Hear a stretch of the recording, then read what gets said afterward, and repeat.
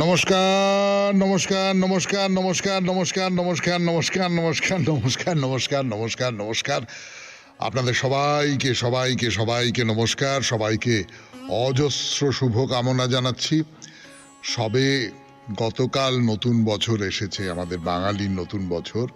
কাজে কাজে এখনো পর্যন্ত নিশ্চয়ই আপনাদের সকলকে শুভ নববর্ষ বলতে পারি। আপনাদের সকলকে শুভ নববর্ষ। আমাদের এই নতুন বছরটা ভালো কাটুক।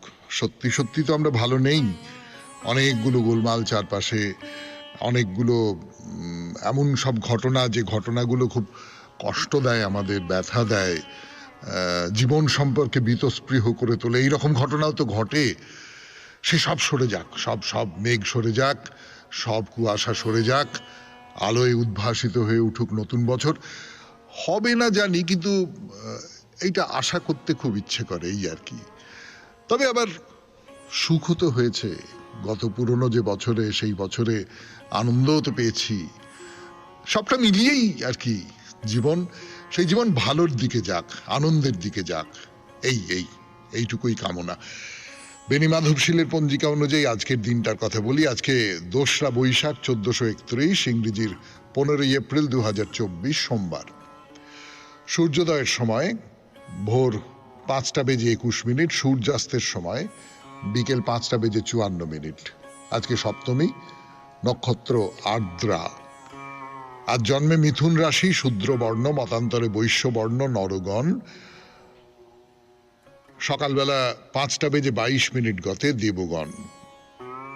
রাত্রি 12:09 গতে কর্কট রাশি, বিপ্রবর্ণ।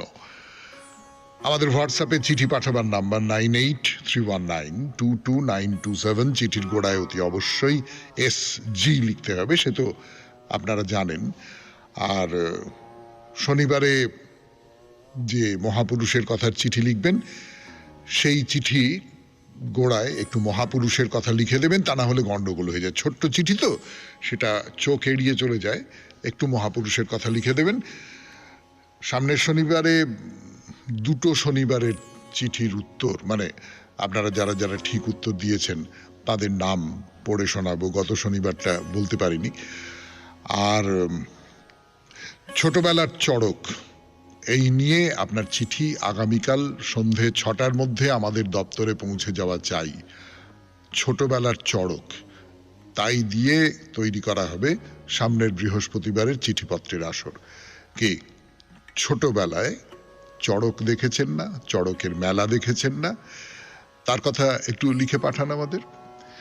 আচ্ছা, এইবারে তাহলে আজকের অনুষ্ঠান সম্পর্কে বলবো। আজকের অনুষ্ঠানে প্রথমে তো পুরাণ চিরন্তনে আমরা দাসরাজের কথা বলছিলাম। কে এই দাসরাজ? এই দাসরাজ হচ্ছেন সত্যবতীর বাবা। তো শান্তনু সত্যবতীকে দেখে মুগ্ধ হয়েছেন, তিনি শান্তনু সত্যবতীকে বিয়ে করতে চান, কিন্তু দাসরাজ একটা শর্ত দিলেন। তিনি হচ্ছেন ধীবরদের রাজা, মানে জেলেদের রাজা, প্রধান। তিনি রাজা শান্তনুকে বলছেন যে হ্যাঁ, আমার মেয়েকে আপনি বিয়ে করতে পারেন, খুব ভালো, খুব ভালো কথা, কোনো ব্যাপার নয়। কিন্তু আমার মেয়ের গর্ভে যে সন্তান হবে, সেই সন্তানই কিন্তু আপনার রাজ্যের উত্তরাধিকার লাভ করবে। অন্য কোনো মহিষীর গর্ভের কোনো সন্তানের কোনো অধিকার থাকবে না। এই পর্যন্ত বলেছি।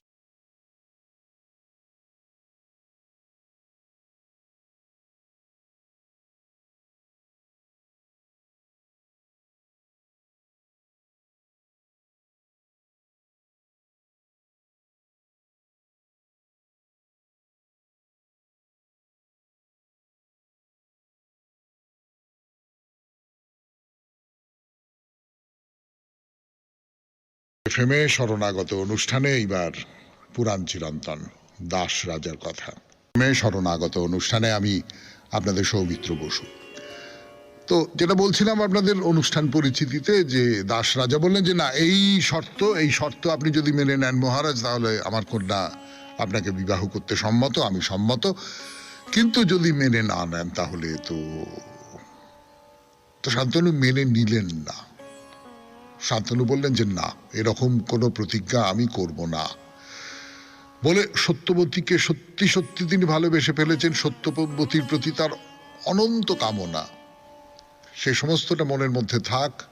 কিন্তু আমি রাজা, আমি একটা একটা একটা বংশের প্রধান, আমি এইটা মেনে নিতে পারবো না। বিয়ে না করেই তিনি হস্তিনায় ফিরে এলেন, কিন্তু সত্যবতীকে ভুলতে পারছেন না। তার কথা মনে করে শান্তনু দিনে দিনে শীর্ণ হতে থাকলেন।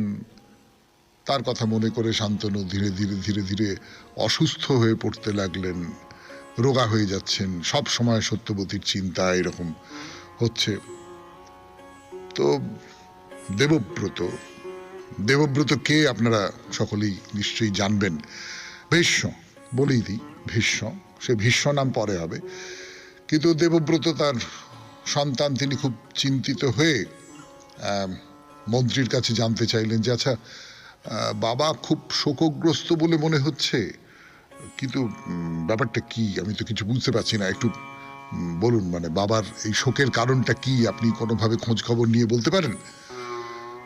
তো মন্ত্রী বললেন যে হ্যাঁ, ধীবরদের রাজা তার কন্যাকে দেখে তোমার বাবা মুগ্ধ হয়েছেন, কিন্তু এই এই এই এই শর্ত, তার ফলে তিনি বিয়ে করতে রাজি নন, কিন্তু তিনি কিছুতেই সেই মেয়েটিকে ভুলতে পারছেন না, তার ফলে এইরকম হলো।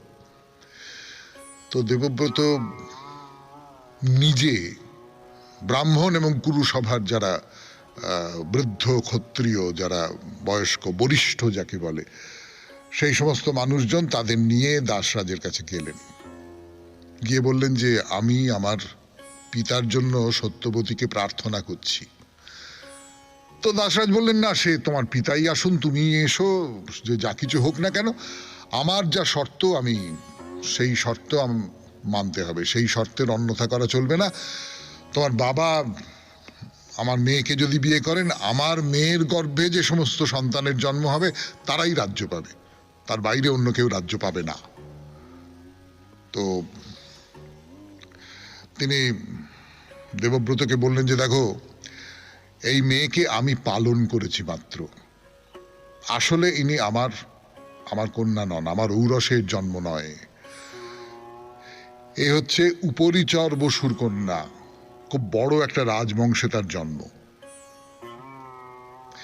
এবং এর যে পিতা উপরিচর, তিনিও চান যে সত্যবতী রাজা শান্তনুর প্রিয়া মহিষী হবেন। এটা বলার সঙ্গে সঙ্গে দাসরাজ আরো একটা ছোট্ট তথ্য দিলেন, সেটা খুব খুব গুরুত্বপূর্ণ একটা তথ্য।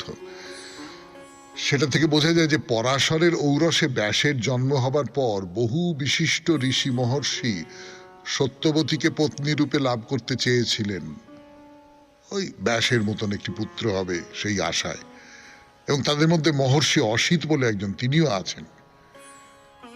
কিন্তু শুধুমাত্র উপরিচর বসু শান্তনুর সঙ্গে সত্যবতীর বিয়ে দিতে চান বলে অসিতের মতো তপস্বী ঋষির সম্বন্ধ আমি প্রত্যাখ্যান করেছি। 92.7 বিগ FM এ শরণাগত অনুষ্ঠান শুনছেন, পুরাণ চিরন্তন। আরো কথা বলবার জন্য ফিরে আসছে আপনাদের সৌমিত্র বসু গানের পর। চলে গেছে বাবার বিয়ের জন্য, যে বাবা যাকে পছন্দ করেছেন তাকে না পেয়ে শুকিয়ে যাচ্ছেন, তার শরীর খারাপ হয়ে যাচ্ছে, এটা তো আমি ছেলে হয়ে মেনে নিতে পারবো না। কিন্তু দাসরাজ বলেছেন যে না, এইটা মেনে চলতে হবে, তা না হলে আমি সত্যবতীর সঙ্গে অন্য লোকের বিয়ে দিতাম, ভালো ভালো পাত্র ছিল।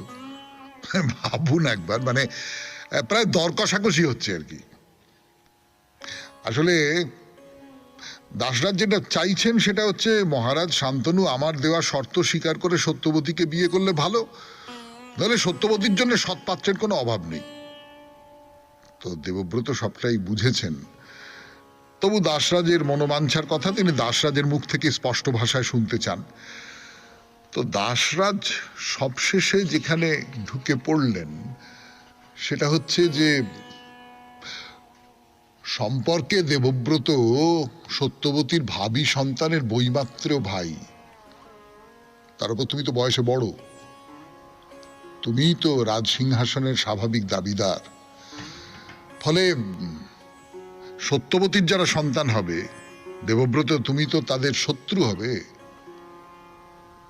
সব থেকে বড় কথা, সত্যবতীর সন্তানেরা যদি তোমার অধীনেই সাধারণভাবে জীবনযাপন করে, তাহলে আর এ বিয়ে সত্যবতীর রাজনৈতিক লাভ কি করে হলো? বললেন যে আমি তো মেয়ের বাপ, আমার বুদ্ধিতে বলে যে এ বিয়ের ফলে জ্ঞাতি শত্রুতা দেখা দেবে। আর তোমার মতো পরাক্রমশালী মানুষ যার শত্রু হবে সে কি আর সুখে জীবনযাপন করতে পারবে? এ বিয়েতে আমার আপত্তির কারণ শুধু এইটুকুই।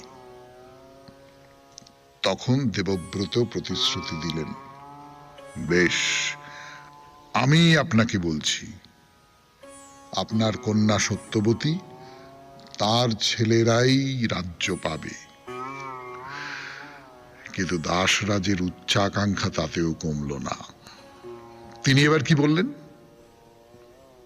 তিনি কি বললেন সেটা আজকে থাক, কালকে বলবো 92.7 বিগ এফএম এ শরণাগত অনুষ্ঠানে। আজকে আপাতত পুরাণ চিরন্তনের পাত্তাড়ি গুটোই, এরপর স্বামী বিবেকানন্দের রচনা থেকে পাঠ। স্বামী বিবেকানন্দের রচনা থেকে পাঠ 92.7 বিগ এফএম এ শরণাগত অনুষ্ঠানে। গৌণী ও পরাভক্তি খানিকটা অংশ শুনেছেন আপনারা, পরের খানিকটা অংশ শোনাচ্ছি। অতএব আমরা প্রায় সকল ধর্মেই ঈশ্বর উপাসনার তিনটি সোপান দেখিতে পাই: প্রতীক বা মূর্তি, নাম ও দেব মানব। সকল ধর্মেই এগুলি কোনো না কোনো আকারে আছে। তথাপি দেখিতে পাইবেন মানুষ পরস্পর বিরোধ করিতে চায়। কেহ বলে, আমি যে নাম সাধনা করিতেছি তাহাই ঠিক নাম, আমি যে রূপের উপাসক তাহাই ভগবানের যথার্থ রূপ, আমি যে সব দেব মানব মানি তাহারাই ঠিক। তোমারগুলি পৌরাণিক গল্প মাত্র। বর্তমানের কালের খ্রিস্টীয় ধর্মযাজকগণ পূর্বাপেক্ষা একটু সদয় হইয়াছেন, কারণ তাহারা বলেন প্রাচীন ধর্মগুলি খ্রিস্ট ধর্মেরই পূর্বাভাস মাত্র। অবশ্য তাহাদের খ্রিস্ট ধর্মই একমাত্র সত্য ধর্ম। প্রাচীনকালে বিভিন্ন ধর্ম সৃষ্টি করিয়া ঈশ্বর নিজের শক্তি পরীক্ষা করিতেছিলেন, শেষে খ্রিস্ট ধর্মে সম্পূর্ণ আত্মপ্রকাশ করিতে সক্ষম হন। এই ভাব অন্তত গোঁড়ামি অপেক্ষা অনেকটা ভালো। 50 বৎসর পূর্বে তাহারা এরূপ কথাও বলিতেন না। তাহাদের নিজ ধর্ম ছাড়া আর সবকিছু তাহারা তুচ্ছ জ্ঞান করিতেন। ধর্ম, জাতি বা শ্রেণী বিশেষে এই ভাব সীমাবদ্ধ নয়। লোকে সর্বদাই ভাবে তাহারা নিজেরা যাহা করিতেছে অপরকেও তাহাই করিতে হইবে, এবং এখানেই বিভিন্ন ধর্মের আলোচনায় আমাদের উপকার হইয়া থাকে। ইহাতে স্পষ্টই বুঝিতে পারা যায় যে ভাবগুলিকে আমরা আমাদের নিজস্ব, সম্পূর্ণ নিজস্ব বলিয়া মনে করিতেছিলাম, সেগুলি শত শত বর্ষ পূর্বে অন্যের ভিতর ছিল। সময়ে সময়ে বরং আমরা যেভাবে ওইগুলি ব্যক্ত করি তাহা অপেক্ষা পরিস্ফুটভাবেই ব্যক্ত ছিল। ভক্তির এই সকল বাহ্য অনুষ্ঠানের মধ্য দিয়া মানুষকে অগ্রসর হইতে হয়। কিন্তু যদি সে অকপট হয়, যদি সে প্রকৃতপক্ষেই সত্যে পৌঁছিতে চায়, তবে সে ইহা অপেক্ষা উচ্চতর এক ভূমিতে উপনীত হয়, যেখানে বাহ্য অনুষ্ঠান পদ্ধতির আর মূল্য থাকে না। মন্দির ও গির্জা, শাস্ত্র ও অনুষ্ঠান এগুলি কেবল ধর্মের শিশু শিক্ষা মাত্র, যাহাতে প্রবর্তক, প্রাথমিক সাধক শক্ত সবল হইয়া ধর্মের উচ্চতর সোপান অবলম্বন করিতে পারে। আর যদি কেউ ধর্ম চায়, তবে এই প্রাথমিক সোপানগুলি একান্ত প্রয়োজন। ভগবানের জন্য আকাঙ্ক্ষা ও ব্যাকুলতা হইতেই যথার্থ ভক্তির উদয় হয়। কে তাহাকে চায়, ইহাই প্রশ্ন। ধর্ম মত মতান্তরে নাই, তর্কযুক্তিতে নাই। ধর্ম হওয়া, ধর্ম অপরোক্ষানুভূতি। আমরা দেখিতে পাই সকলেই ঈশ্বর, জীবাত্মা ও জগতের সর্বপ্রকার রহস্য সম্বন্ধে নানা প্রকার কথা বলে। কিন্তু যদি তাহাদের প্রত্যেককে পৃথকভাবে জিজ্ঞাসা করেন, তুমি কি ঈশ্বরকে উপলব্ধি করিয়াছ? তুমি কি আত্মাকে দর্শন করিয়াছ? কয়জন লোক সাহসের সহিত বলিতে পারে করিয়াছি? তথাপি তাহারা পর পর লড়াই করিতেছে। 92.7 বিগ এফএম এ শরণাগত অনুষ্ঠান শুনছেন। শেষ হলো স্বামী বিবেকানন্দের রচনা থেকে পাঠ, গৌণী ও পরাভক্তি। এরপর কথামৃত। গানের পর ফিরে এলাম 92.7 বিগ এফএম এ শরণাগত অনুষ্ঠানে। এইবার কথামৃত থেকে পাঠ, ঠাকুর শ্রী রামকৃষ্ণ পরমহংসদেবের কথামৃত থেকে পড়ে শোনাচ্ছি আপনাদের, আমি আপনাদের সৌমিত্র বসু। এর আগের দিন যে কথাগুলো বলা হচ্ছিল, যে ওই যে মুখুজ্জে, যোগীন মুখার্জি, তার সঙ্গে ঠাকুর শ্রী রামকৃষ্ণ পরমহংসদেব কথা বলছেন, বলতে বলতে নানান রকমের বিষয় চলে আসছে। তো তার সূত্র ধরে যেটা ঠাকুর বলছেন সেটা হচ্ছে যে তিনি মনে করলে জ্ঞানীকে সংসারেও রাখতে পারেন। তার ইচ্ছাতেই তো জীবজগৎ হয়েছে, তিনি ইচ্ছাময়, এই সমস্তটা আসলে তার ইচ্ছে, আর কিছু নয়। কিন্তু এইখানে একটা খুব ভালো প্রশ্ন তোলেন যোগীন মুখুজ্জে। তিনি বলেন যে তার আবার ইচ্ছে কি, তার কি কিছু অভাব আছে? এই কথাটা দেখুন হঠাৎ আমাদের কিরম একটা সত্যের মুখোমুখি দাঁড় করিয়ে দেয় না, কিরম একটা ধাক্কা দেয়, অন্তত আমাকে দিল। কেন দিল? আমার মনে হলো যে আচ্ছা, তার মানে মানুষ যে ইচ্ছে করে, কোনো কিছু ইচ্ছে করে, সেই ইচ্ছেটা আসলে কোনো একটা অভাবের জায়গা থেকেই তো আসে। হ্যাঁ, তাই তো। আমার মনে হলো যে হ্যাঁ, শরণাগত জন্যে এইটা করি। তো এই যে ইচ্ছেটা, তার মানে আমার ভেতরে কোথাও একটা এইটা করতে হবে সেই বোধটা তৈরি হলো, এবং সেটা একটা অভাবের জায়গা থেকেই তো তৈরি হলো, একটা কিছু কামনার জায়গা থেকে তৈরি হলো। ইচ্ছেটা তো এই কামনার জায়গা থেকে আসে। আমার ইচ্ছে করছে এইটা করতে, হ্যাঁ ঠিকই তো, কামনার জায়গা থেকেই তো ইচ্ছে জাগে। কিন্তু এই ইচ্ছেটা মানে সেটা এমনটা হতে পারে যে আমার নাতি বা নাতনি একটু সকালবেলা এসে দাদু বলে ঘরের মধ্যে ঢুকে এটা বলে চলে যাক, সেই ইচ্ছেটাও কিন্তু একটা কামনা থেকেই আসে না।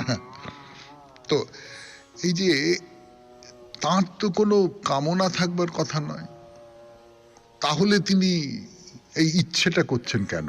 তার কি কোনো অভাব আছে? এর উত্তরে ঠাকুর বলছেন তাতেই বা দোষ কি?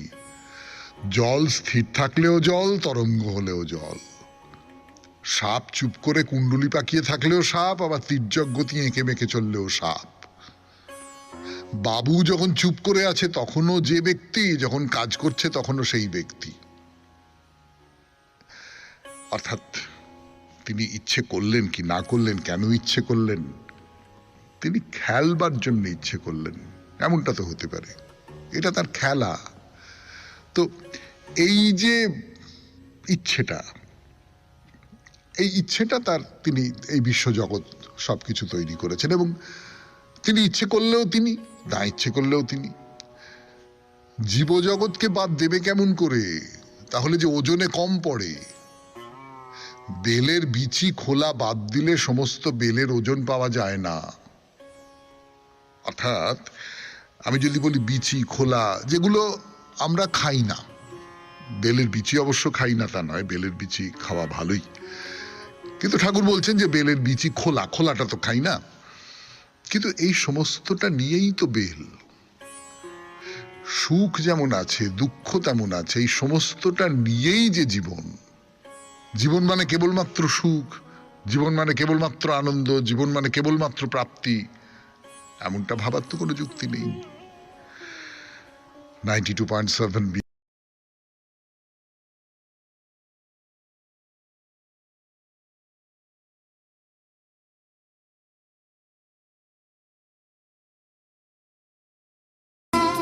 শোনাচ্ছি আপনাদের 92.7 বিগ এফএম এ শরণাগত অনুষ্ঠানে। ঠাকুর কি বলছেন? বলছেন যে ব্রহ্ম নির্লিপ্ত, তার কোনো ইচ্ছে নেই, তার কোনো অনিচ্ছে নেই, কিচ্ছু নেই, কিন্তু এই বিশ্বজগৎ তিনি তৈরি করেছেন লীলা, লীলা হিসেবে তিনি তৈরি করেছেন। এর মধ্যে দুঃখ আছে, আনন্দ আছে, ভয় আছে, ভয় থেকে পরিত্রাণ আছে, এর মধ্যে পাপ আছে, ক্লিন্নতা আছে, নোংরামি আছে, শুদ্ধতা আছে, ভালো আছে, এসব আছে। বলছেন ব্রহ্ম তো নির্লিপ্ত। বায়ুতে সুগন্ধ পাওয়া যায়, দুর্গন্ধ পাওয়া যায়, সে তো বায়ু নয়, অন্য কিছুর সূত্র ধরে বায়ুর মধ্যে সেই গন্ধ আসে। বায়ু নির্লিপ্ত, বায়ুর কোনো গন্ধ নেই, বায়ুর কোনো আকার নেই, বায়ুর কিচ্ছু নেই। ব্রহ্ম আর শক্তি হচ্ছে অভেদ, সেই আদ্যা শক্তিতেই জীবজগৎ হয়েছে। এইসব কথাবার্তা নানান রকম হচ্ছে। তা মুখুজ্জে বলছেন আচ্ছা কেন যোগভ্রষ্ট হয়? তো ঠাকুর বলছেন গর্ভে ছিলাম, যোগে ছিলাম, ভূমি পড়ে খেলাম মাটি, ওরে ধাত্রীতে কেটেছে নাড়ি, মায়ার বেড়ি কিসে কাটি। গর্ভে ছিলাম, যোগে ছিলাম। গর্ভের মধ্যে যখন সেই শিশু থাকে তখন সে যেন যোগে ধ্যান করছে, এরকম একটা। ঘুমে পড়ে খেলাম মাটি, এই মাটির পৃথিবীতে নামলাম। ধাত্রী মাতৃগর্ভের সঙ্গে আমার যে যোগ, সেই নাড়িটা কেটে দিয়েছে।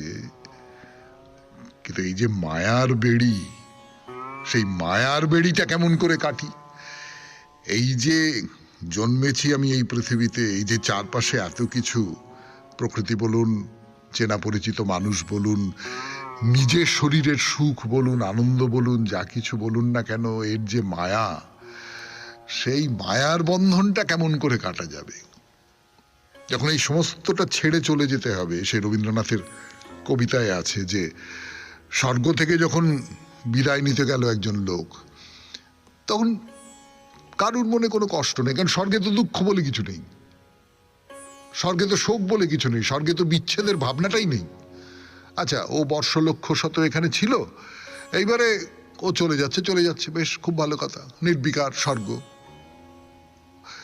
রবীন্দ্রনাথ বলছেন কিন্তু পৃথিবীতে, পৃথিবীতে একটা ঘাস, তাকে যদি টেনে ছিঁড়ে নিতে হয়, তাহলে পৃথিবী প্রাণপণে তাকে বাধা দেয়, যেতে দেব না, এইরকম করে। এই মায়ার যে বন্ধনটা, এই মায়ার বন্ধনটা রবীন্দ্রনাথ পছন্দ করেছেন। কিন্তু এই মায়ার বন্ধনটা আমি কেমন করে কাটবো? কামিনী কাঞ্চনী মায়া, মন থেকে ওই দুটি গেলেই যোগ। আত্মা পরমাত্মা হচ্ছে চুম্বক পাথর, জীবাত্মা যেন একটি ছুঁচ, তিনি টেনে নিলেই যোগ। যোগ মানে কি? যোগ মানে যুক্ত হওয়া, তার সঙ্গে যুক্ত হওয়া। এক কোণে একটা ছুঁচ পড়ে রয়েছে, লোহার দিয়ে তৈরি, আর ওই যে আত্মা পরমাত্মা, তা হচ্ছে চুম্বক পাথর। তারা যেই কাছাকাছি গেলেন, অমনি সেই ছুঁচ একবারে সাট করে গিয়ে তার গায়ে লেগে গেল, যুক্ত হলো তার সঙ্গে। কিন্তু তাকে কাছে যেতে হবে, বা সূচকে কাছে যেতে হবে।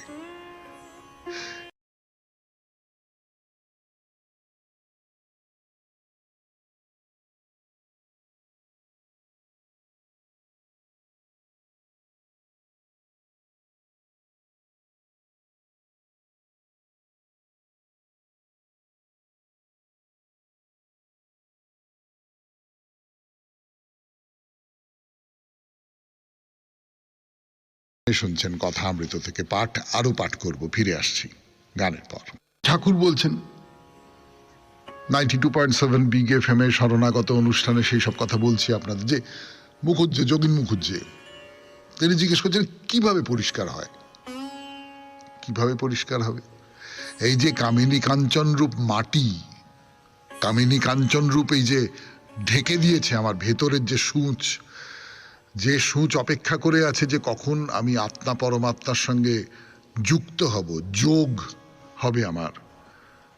ওপরের যে মাটিটা, ওপরের যে আমাদের যে মায়ার আবরণটা, এই আবরণটা কেমন করে সরাবো?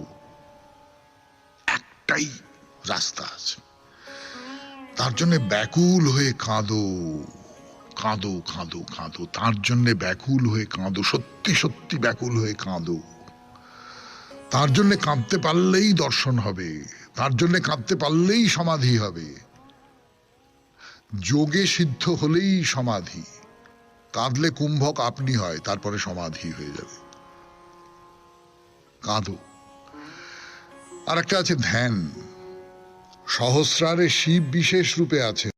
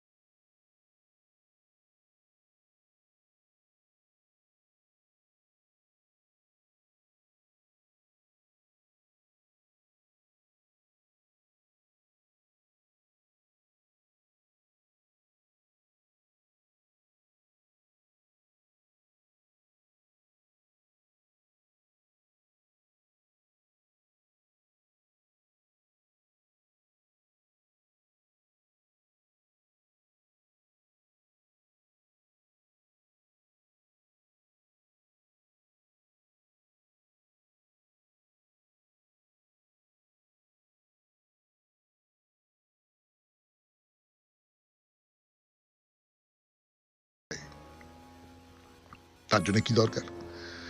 সংসারী লোকের সবসময় সাধু সঙ্গ দরকার, সবাইকার দরকার সাধু সঙ্গ, সন্ন্যাসীরও সাধু সঙ্গ দরকার।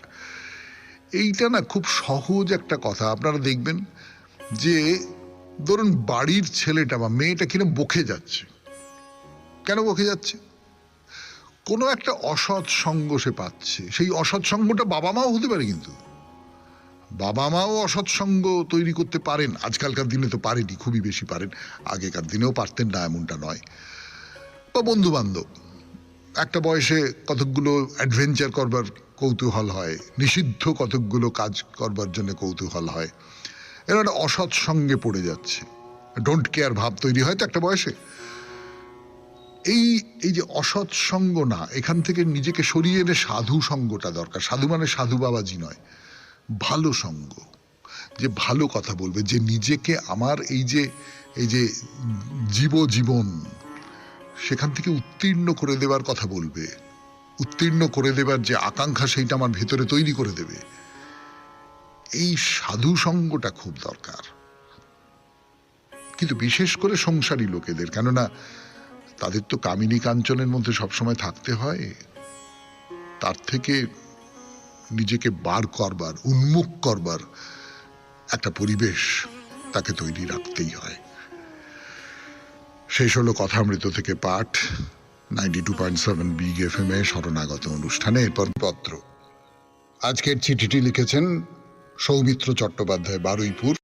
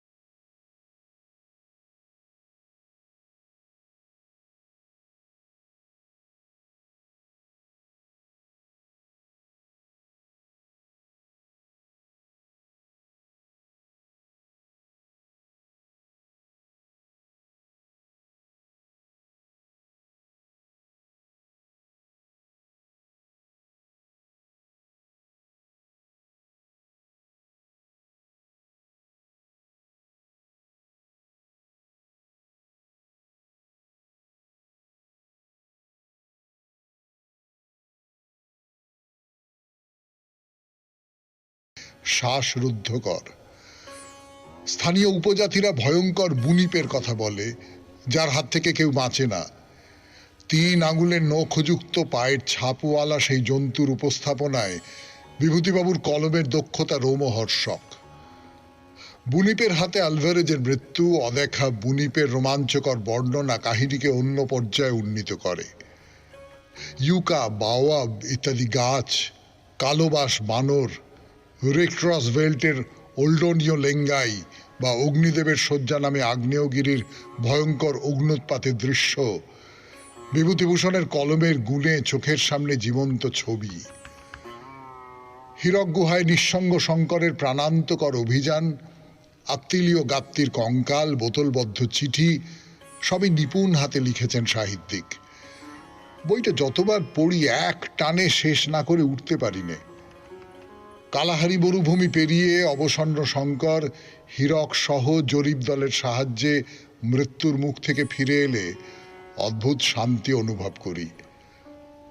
আশ্চর্যের বিষয় হলো বিভূতিবাবু একবারও আফ্রিকায় না গিয়ে এই উপন্যাস রচনা করেছেন। অত্যাশ্চর্য প্রতিভা।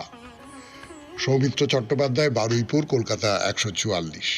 হ্যাঁ, এই শেষ যে কথাটি লিখেছেন সৌমিত্রবাবু একেবারে লাখ কথার এক কথা, যে শুধু লাইব্রেরিতে গিয়ে বই পড়ে এরকম একটা জীবন্ত বর্ণনা যিনি করতে পারেন, তার কি অসম্ভব কল্পনা শক্তি, সেটা ভাবলেই কিরম আশ্চর্য বলে মনে হয়। আপনাকে অনেক ধন্যবাদ।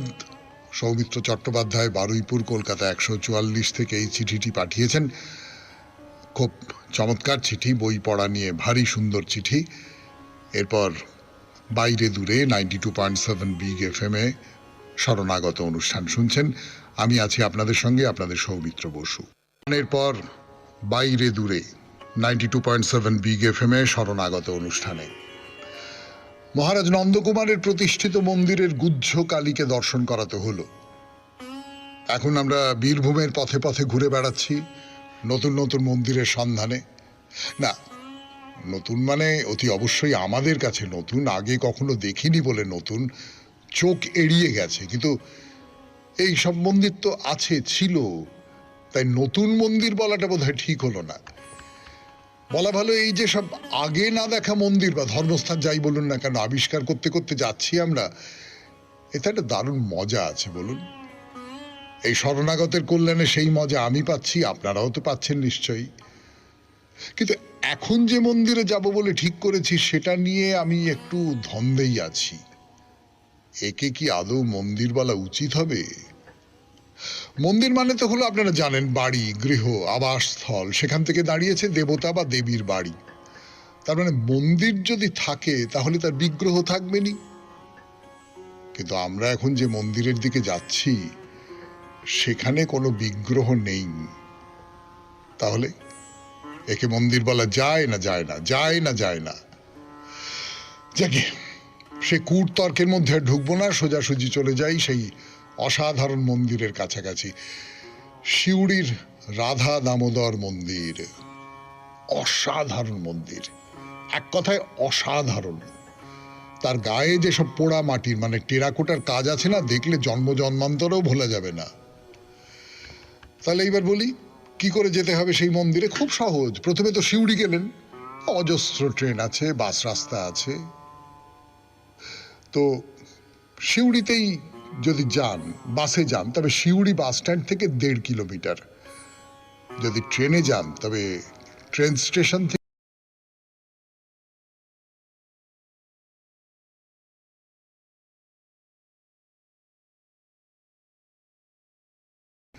92.7 বিগ FM এ শরণাগত অনুষ্ঠানে সিউড়ির রাধা দামোদর মন্দির 92.7 বিগ FM এ শরণাগত অনুষ্ঠানে সেই মন্দিরের কথা বলতে বসেছি আপনাদের। আটচালা মন্দির মানে প্রাচীন বাংলা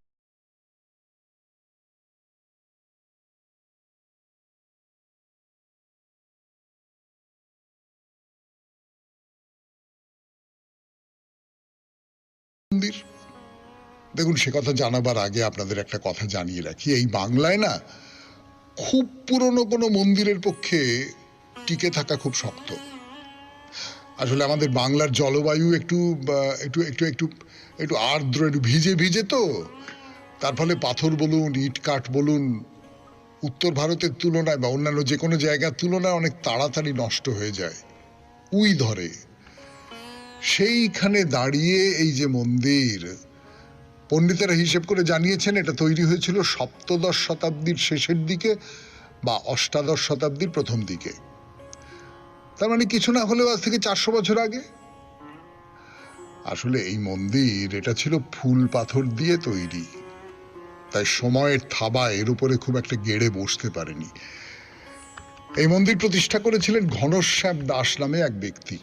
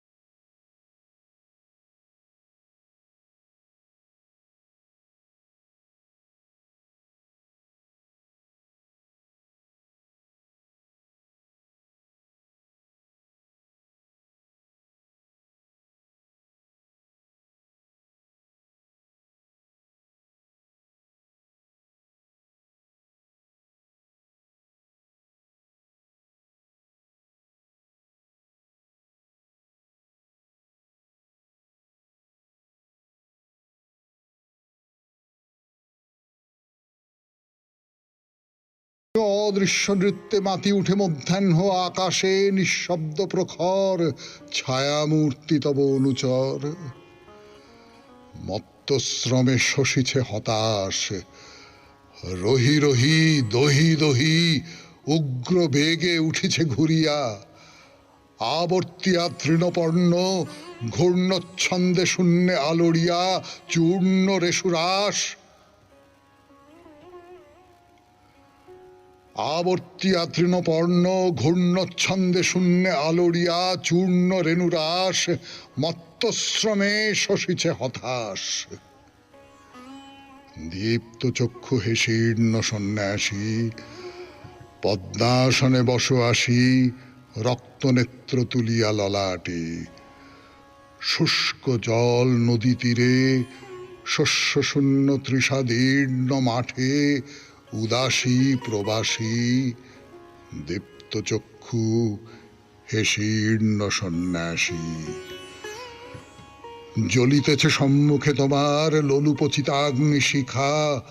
লেহি লেহি বিরাট অম্বর নিখিলের পরিত্যক্ত মৃতস্তূপ বিগত বৎসর করি ভস্মসার। চিতা জলে সম্মুখে তোমার। হে বৈরাগী কর শান্তি পাঠ। উদার উদাস কণ্ঠ যাক ছুটে দক্ষিণে ও বামে। যাক নদী পার হয়ে যাক চলি গ্রাম হতে গ্রামে পূর্ণ করি মাঠ। হে বৈরাগী কর শান্তি পাঠ।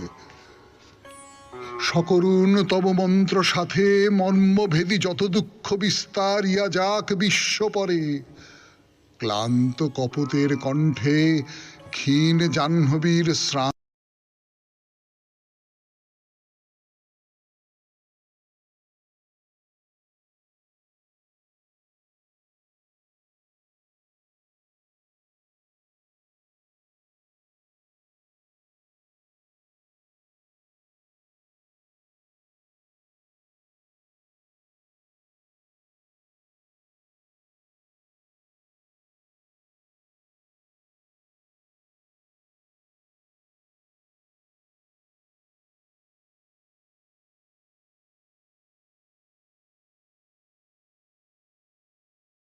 না লক্ষ কোটি নরনারী হিয়া চিন্তায় বিকল।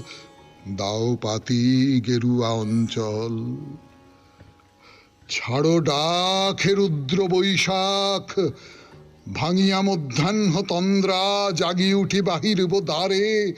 চেয়ে রব প্রাণী শূন্য দগ্ধ তৃণ দিগন্তের পারে। নিস্তব্ধ নির্বাক হে ভৈরব হে রুদ্র বৈশাখ।